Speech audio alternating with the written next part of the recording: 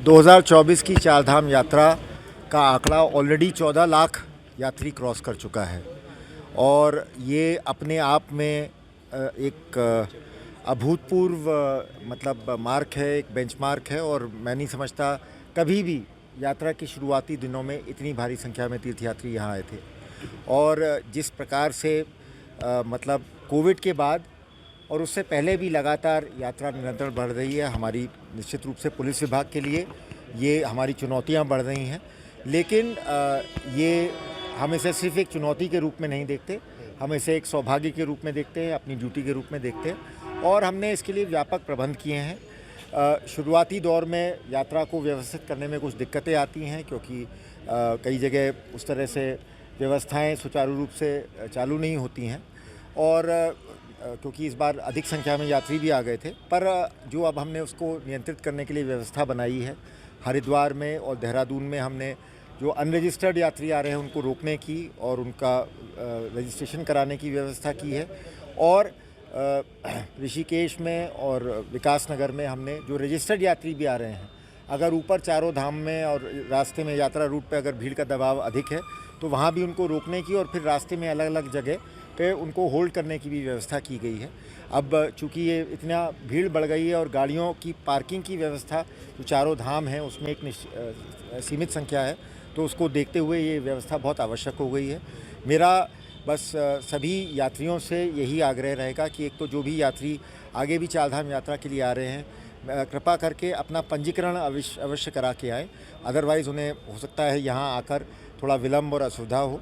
और जो लोग पंजीकरण करा के आ रहे हैं उनसे भी अनुरोध है कि यात्रा मार्ग पर जो जगह जगह पुलिस ने या प्रशासन ने उनको रोकने की, पार्किंग की व्यवस्था की है, उसी के अनुरूप अपनी यात्रा संपन्न करें।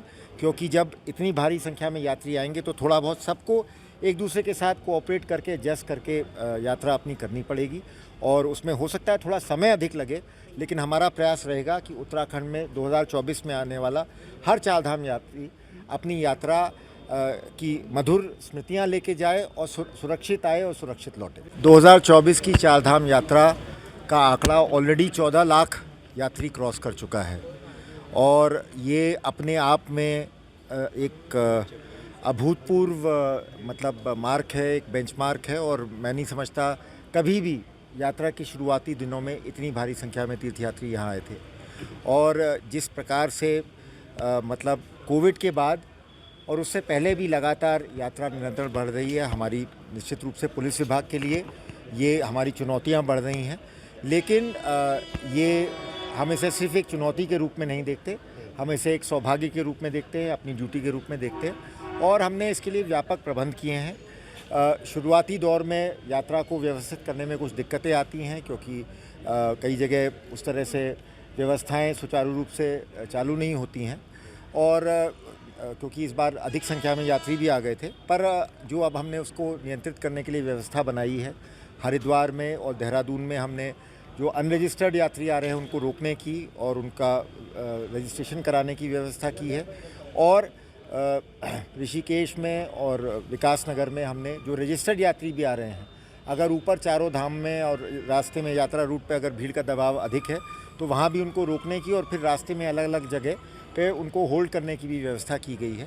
अब चूँकि ये इतना भीड़ बढ़ गई है और गाड़ियों की पार्किंग की व्यवस्था जो चारों धाम हैं उसमें एक सीमित संख्या है, तो उसको देखते हुए ये व्यवस्था बहुत आवश्यक हो गई है।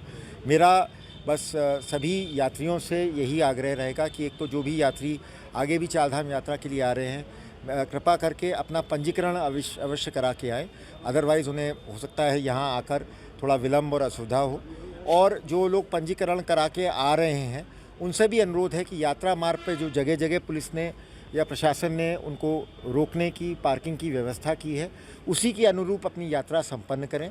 क्योंकि जब इतनी भारी संख्या में यात्री आएंगे तो थोड़ा बहुत सबको एक दूसरे के साथ कोऑपरेट करके, एडजस्ट करके यात्रा अपनी करनी पड़ेगी। और उसमें हो सकता है थोड़ा समय अधिक लगे, लेकिन हमारा प्रयास रहेगा कि उत्तराखंड में 2024 में आने वाला हर चारधाम यात्री अपनी यात्रा की मधुर स्मृतियां लेके जाए और सुरक्षित आए और सुरक्षित लौटे।